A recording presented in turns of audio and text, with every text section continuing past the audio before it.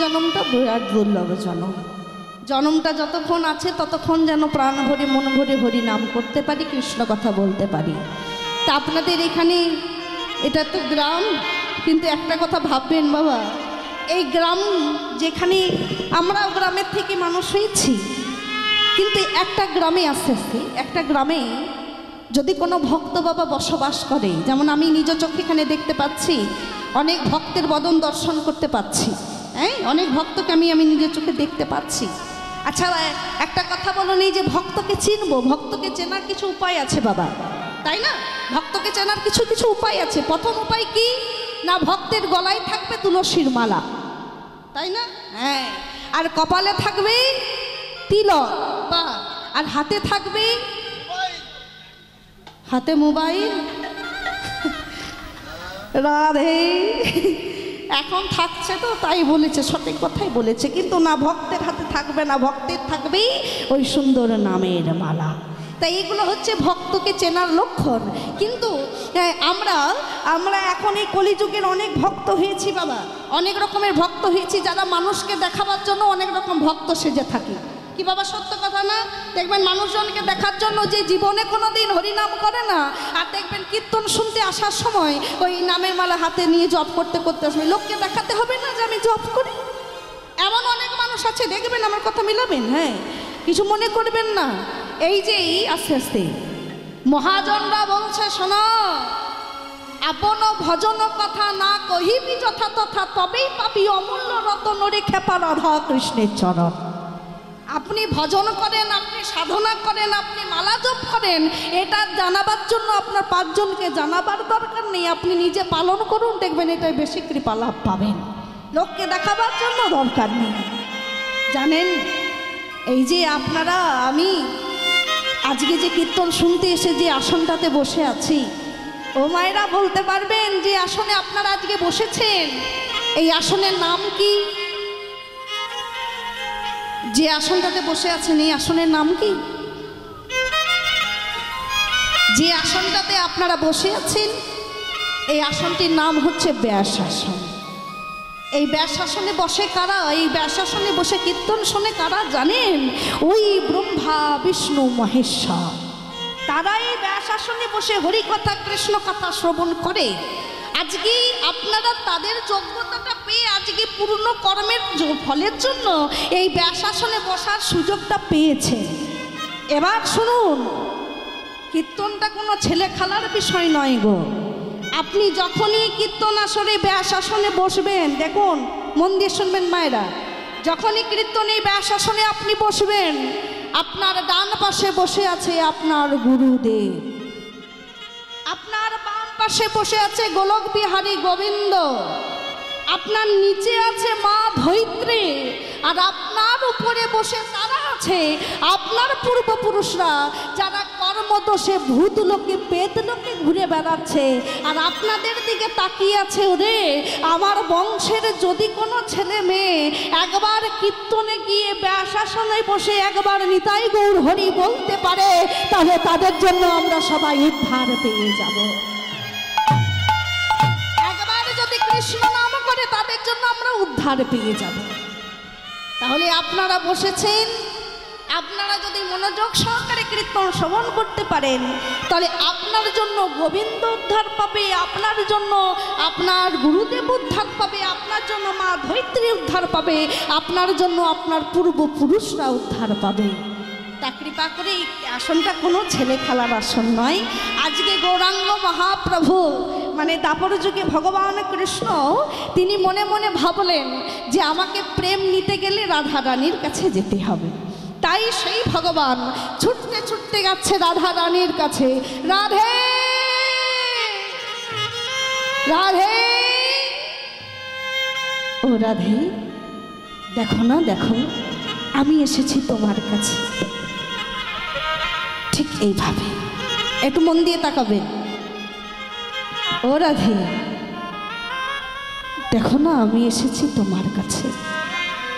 রাধা রানী আমার বলছে, বধূ তুমি এসেছো ভালো কথা, তবে এমনভাবে আঁচল পেতে এসেছো কেন? এমনভাবে আঁচল পেতেছো কেন?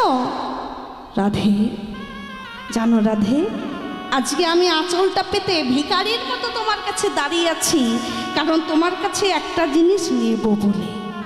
তোমার কাছে একটা জিনিস চাইবো, সেটা তোমাকে দিতে হবে। ও রাধে, এই দেখো আমি তোমার কাছে আঁচল পেতে, দাও না, দাও না রাধে, একবার দাও। রাধারানী আবার হাসছে, হেসে হেসে রাধারানী বলছে, হে প্রভু, হাসালে প্রভু হাসালে, তুমি আমার কাছে ভিক্ষা চাইতে এসেছো? বলতে পারো বধূ, আজকে সেই ছোটবেলার থেকে আমি আমার জীবন, যৌবন, মান, সম্মান, লাজ, লজ্জা, ভয়, ভীত, সেই ছোটবেলার থেকে তোমার চরণে দিয়ে আজ আমি নিজেই ভিখারি। সেই ছোটবেলার থেকে, সেই ছোটবেলার থেকে মান, সম্মান, লাজ, লজ্জা, ভয়, ভীত সবকিছু তোমার চরণে দিয়ে আজ আমি তো নিজে ভিখারি হয়ে দাঁড়িয়েছি গো। আর তুমি এই ভিখারির কাছে এসেছো ভিক্ষা চাইতে, কি পাবে, কি দেব তোমায় বলো, কি নিতে এসেছো তুমি? রাধে, বেশি কিছু চাই না রাধে, শুধু একটা জিনিস চাই, তোমার মধ্যে যে প্রেম লুকানো আছে, তুমি তো প্রেমের গুরু, তুমি তো জগৎকে প্রেম শেখাও, তাই তুমি কৃপা করে তোমার ওইটুকু প্রেম যদি আমার আঁচলে ভিক্ষা দিতে, আমার বড় ভালো হতো। রাধারানী বলছে, আচ্ছা বধূ, তুমি প্রেম নিয়ে করবেটা কি? প্রেম নিয়ে গিয়ে তুমি কি করবে? রাধে, এই প্রেম নিয়ে আমি কলিকালের দাঁড়ে দাঁড়ে বিলাপ, কলিকালের দাঁড়ে দাঁড়ে প্রেমটাকে বিলিয়ে কলিহত জীবদেরকে, তাদেরকে উদ্ধার করব আমি। রাধারানী বলছে, শোনো বধূ, তুমি যতই প্রেম নিয়ে যাও না কেন, তোমার কাছে কলিহত জীব কেউ প্রেম নিতে চাইবে না, কেউ প্রেম নেবে না। ও বাবা, আমার কথাটা মিলিয়ে নেবেন। এই কলিকালে যদি আপনি কাউকে, আমি আমার কথা বলছি, আমি যদি কাউকে বলি যে মাগো বাবা একটু হরিনাম করুন, কৃষ্ণ নাম করুন, তা আমাকে সবাই উত্তর দিয়ে দেয়, শুনুন কীর্তনিয়া, এখন কি হরিনাম করবার বয়স হয়েছে? হ্যাঁ, হরিনাম করার কি এখন সময় হয়েছে? বয়স হোক, তবেই তো হরিনাম করব, তবেই তো কৃষ্ণ কথা বলবো। এখন আমার হরি কথা শোনারও বয়স হয় নাই, আর এখন আমার ওই কৃষ্ণ কথা বলার মতন সময় হয় নাই। আচ্ছা বাবা, আপনি যে আপনার যে বয়সটা হবে, তার গ্যারান্টি কি আপনাকে কেউ দিয়েছে? এই কলিযুগের আয়ু কি কোনো নির্ধারিত বাবা? কোনো নির্ধারিত আয়ু নয়। দেখবেন এই কলিকালে অনেক মানুষ, অনেক সেই ছোট ছোট শিশু যারা মায়ের গর্ভেই মৃত্যুবরণ করছে, অনেক শিশু, ছোট ছোট বাচ্চা যারা জন্ম নিয়েই মৃত্যুবরণ করছে, অনেক অনেক বাচ্চা ছেলেরা দেখবেন যারা ছোট ছোট ছেলেমেয়েরা খেলতে খেলতে মৃত্যুবরণ করছে, কেউ যৌবনকালে চলে যাচ্ছে, কেউ বৃদ্ধকালে চলে যাচ্ছে। কারণ এই কলিকালের আয়ু কোনো নির্ধারিত নয়, যার যখন ডাক আসবে তাকে সেইভাবে ঠিক চলে যেতে হবে। তাহলে গৌরাঙ্গ মহাপ্রভু রাধারানীকে সেই ভগবান বলছে, রাধে তুমি কৃপা করে যদি তুমি প্রেমটুকু আমার আঁচলে ভিক্ষা দিতে, আমি ওই প্রেম নিয়ে কলিহত জীবের দাঁড়ে দাঁড়ে বিলাতাম। আর জানো রাধে, যদি কেউ হরিনাম নিতে না চায়, আমি তাকে হাতে ধরে কৃষ্ণ নাম দেব, হরিনাম বলাবো। আর তাও যদি হরিনাম নিতে না চায়, অবশেষে ভক্তের পায়ে পড়ে তাদেরকে পায়ে পড়ে কৃষ্ণ নাম বিলাবো। ও মা, এত কষ্ট কি আমাদেরকে আর করতে হয় গো? গৌরাঙ্গ মহাপ্রভু এই কলিহত জীবের জন্য যে কষ্টটা করে গেছে, এই এক অংশ আমরা কোনো কষ্ট করতে পারি না। আচ্ছা বলুন, আমি তো এখানে বাংলাদেশে নানাভাবে জায়গায়, অনেক জায়গায় যাচ্ছি গান বাজনা করতে, তা আমি যে এই যে ভারত থেকে আমি বাংলাদেশে আসি, পাসপোর্টে করে আসি, সুন্দর এসি গাড়ি করে গান করতে যাই, আবার গানের ওখানে গিয়েই গান করার পর মোটা টাকা বেতন নিয়ে আবার এসি গাড়িতে বাড়ি আসি। কিন্তু বলতে পারেন বাবা, যখন চৈতন্য মহাপ্রভু নামটাকে বিলিয়েছিলেন, তখন কি কোনো এসি ট্রেন গাড়ি বাস ছিল? তখন কি কোনো গাড়ি বাস ছিল, ট্রেন ছিল, প্লেন ছিল? কিছু ছিল না বাবা। এই চরণে হেঁটে এই নগর আদি গ্রাম সর্বত্র হরি নামটাকে প্রচার করেছে, আর কতই না কষ্ট করেছে। ওই দুষ্টু জগাই মাধাই যেই না নিদাই গৌর দুজন হরিনাম করতে করতে চলে যাচ্ছে, ওই জগাই মাথায় কলসির কানা দিয়ে নিতাইয়ের মাথায় করলো আঘাত। ঝরঝর করে নদীর ধারা বইছে বাবা, কলসির কানা দিয়ে আঘাত করেছে, ঝরঝর করে রক্ত বয়ে চলেছে। জগাই মাধাইয়ের এই কাণ্ড দেখে নিতাই ঠাকুর আমার বলেছে, ও গো জগাই মাধাই, মেরেছ তুমি কলসের কানা, তাই বলে কি প্রেম দেব না?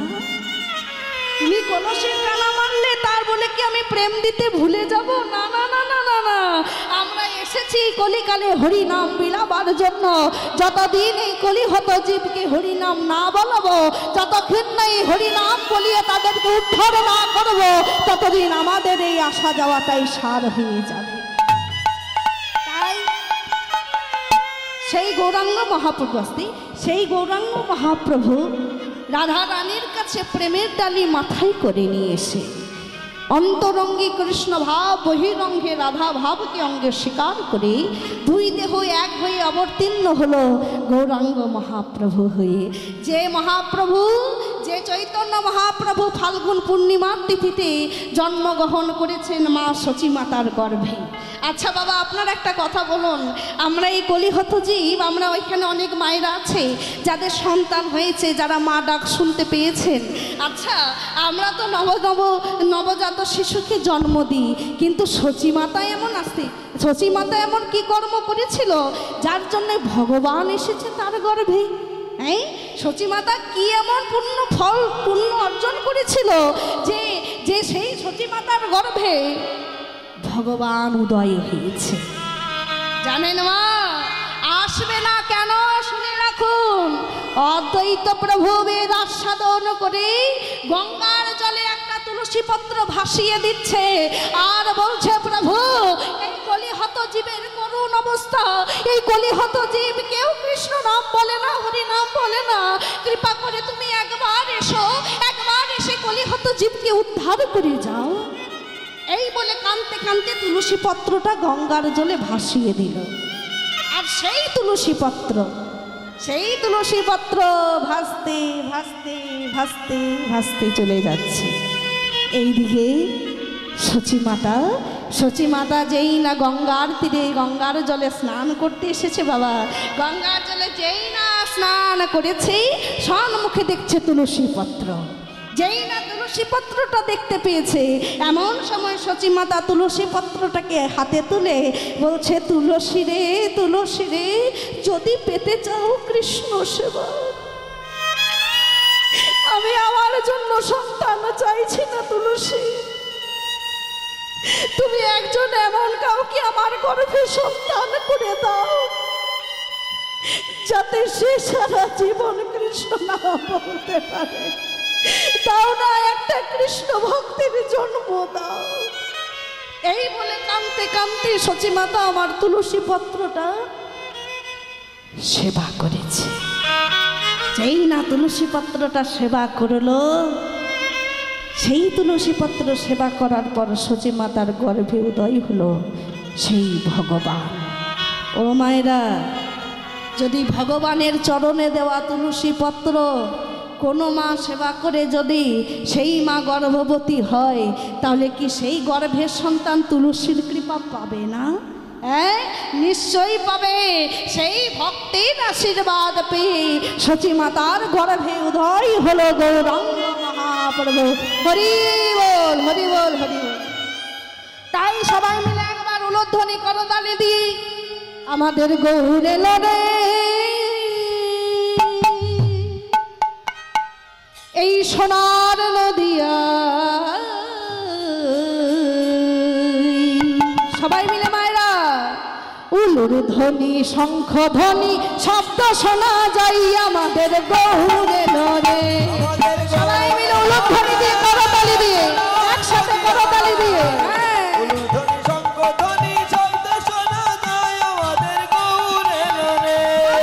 গৌর এলো রে সোনার নদিয়ায়, উলুর ধ্বনি শঙ্খ ধ্বনি শব্দ শোনা যায় আমাদের গৌর এলো রে।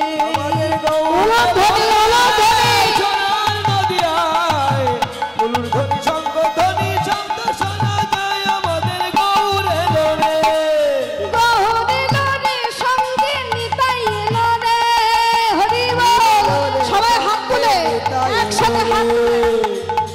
গৌর এলো রে আমাদের নিতাই এলো রে, গৌর এলো রে সঙ্গে নিতাই এলো রে, গৌর এলো রে সঙ্গে নিতাই এলো রে, গৌর এলো রে সঙ্গে নিতাই এলো রে, আমাদের গৌর এলো রে সোনার নদিয়ায়, উলুধ্বনি শঙ্খ ধ্বনি শব্দ শোনা যায়, আমাদের গৌর এলো রে।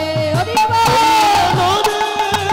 সোনার নদী যায় উলুধ্বনি হরির ধ্বনি শব্দ শোনা যায়, আমাদের গৌর এলো রে। ওই না শান্তিপুর ডুবু ডুবু নদে ভেসে যায়, শান্তি বড় ডোবো ডোবো নদে ভেসে ওই যায়, না শান্তিপুর ডুবু ডুবু নদে ভেসে যায়, শান্তি বড় ডোবো ডোবো নদে ভেসে যায়, আমাদের গৌর এলো রে সোনার নদিয়ায়, উলুধ্বনি শঙ্খ ধ্বনি শব্দ শোনা যায়, আমাদের গৌর এলো রে। আমাদের জয় গৌর।